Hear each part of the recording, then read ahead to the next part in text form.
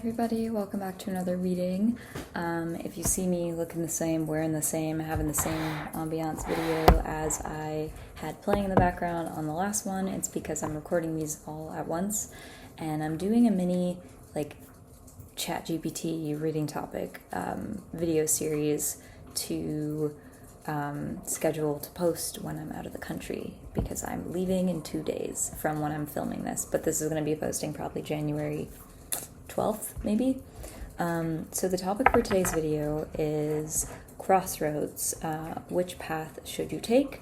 So if you found this video and you resonate with it, then you are likely at a crossroads in your life, and I'm going to tune into the energy of what choices are at play for you, overarching guidance to help you choose, and potential outcomes of each path.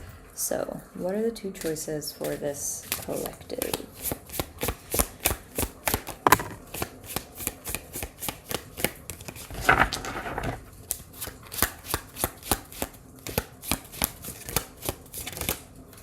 Okay. They both came out reversed, which I'm going to read that as you are contemplating both things and neither are clear to you. But we have the Fool in reverse and the High Priestess in reverse. I'm just going to put them upright for this sake. So it looks like you're between... Okay. I think I might need a little clarity on these. I think you're in between taking some kind of leap of faith, or maybe even leaving where you are, leaving your current situation, making some major change, and just almost like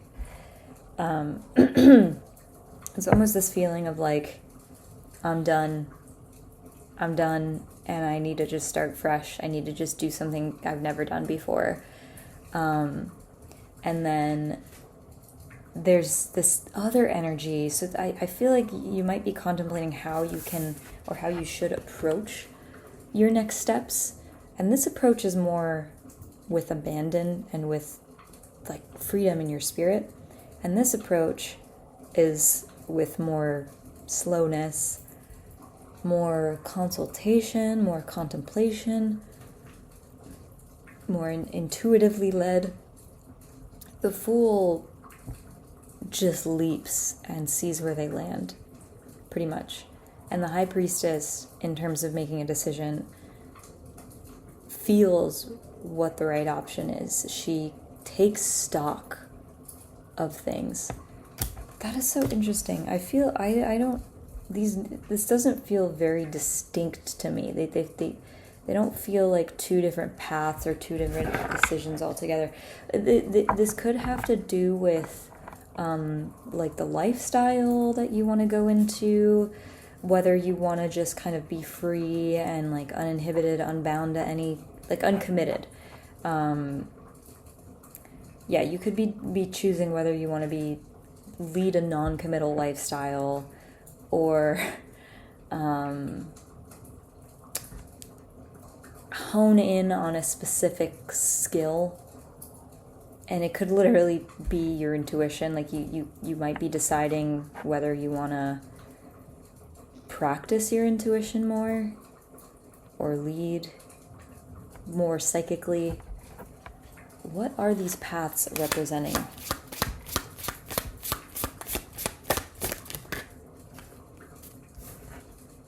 Six and 8. Okay.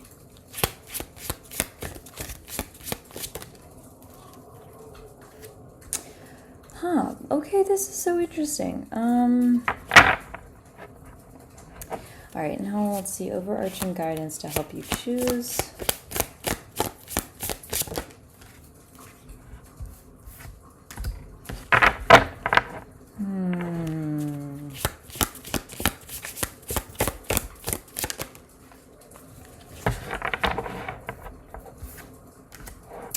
And potential outcome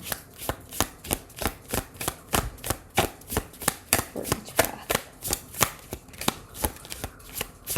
You know, I feel like this is just going to resonate specifically and personally for whoever it's meant for. Like, I don't know what these cards represent when it comes to specific actions for you. Only you do. So I'm going to leave the personalized interpretation part up to you. Okay. Okay, yeah, this makes sense. So I feel like there's one part of you that wants to just lead your life with total abandon.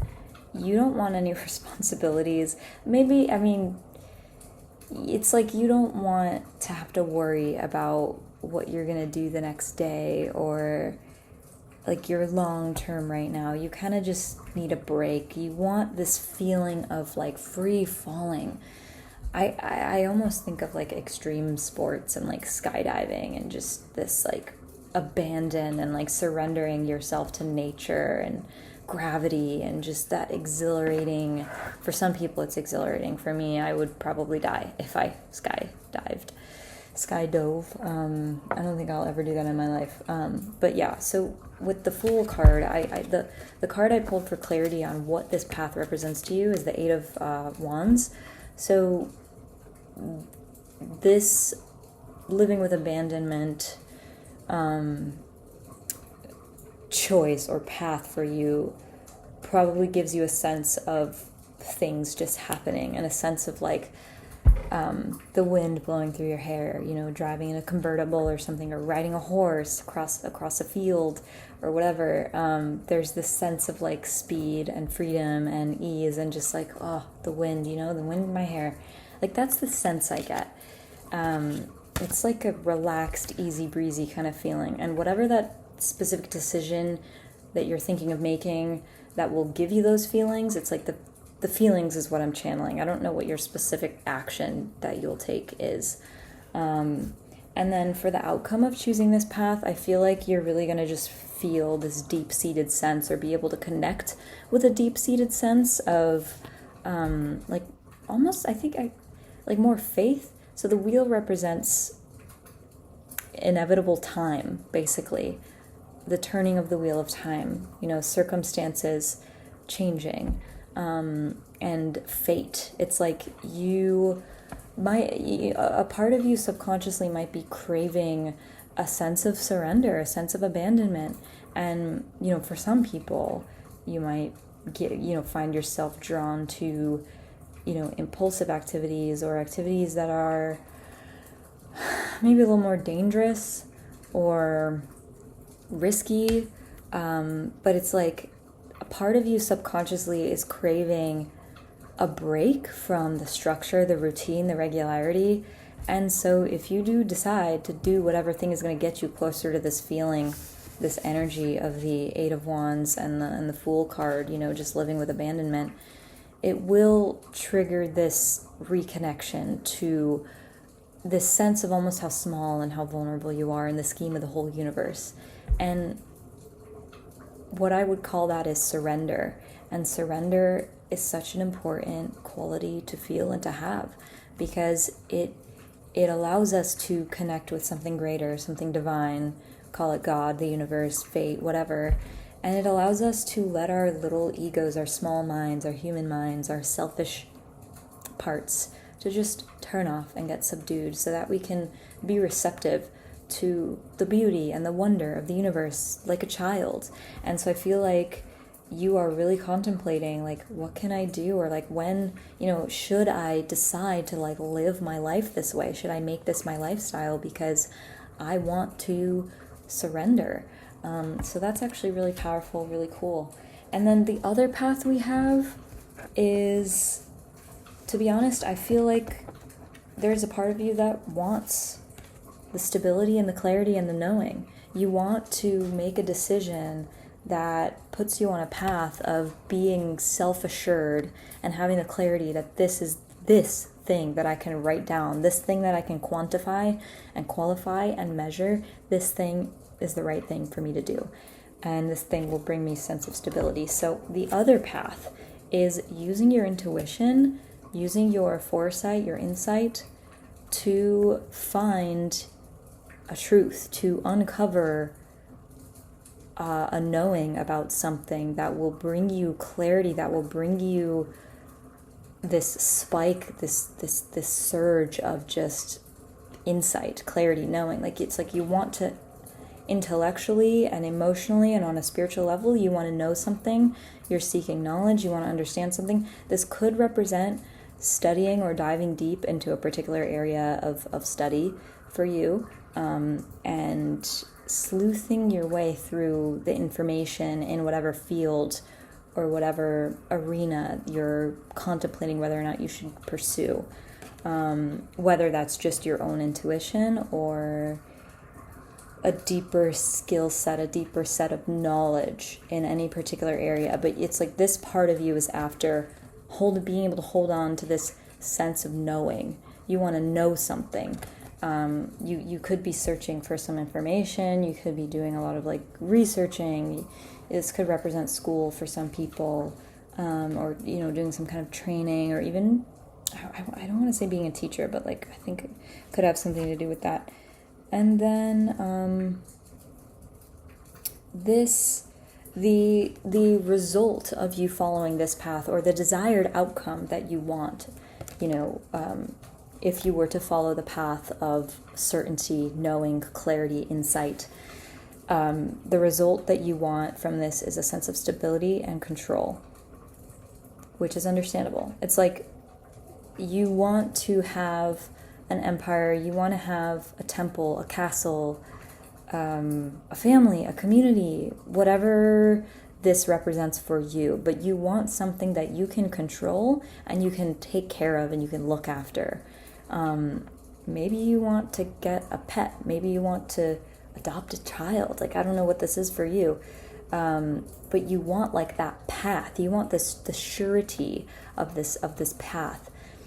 And so if you decide to pursue this route, what I feel like what your subconscious is really desiring is the assurance that you will have an empire, so to speak, to take care of. You will have a foundation to lay even more bricks onto, so to speak. That's the energy of this. Okay, so, neither is wrong.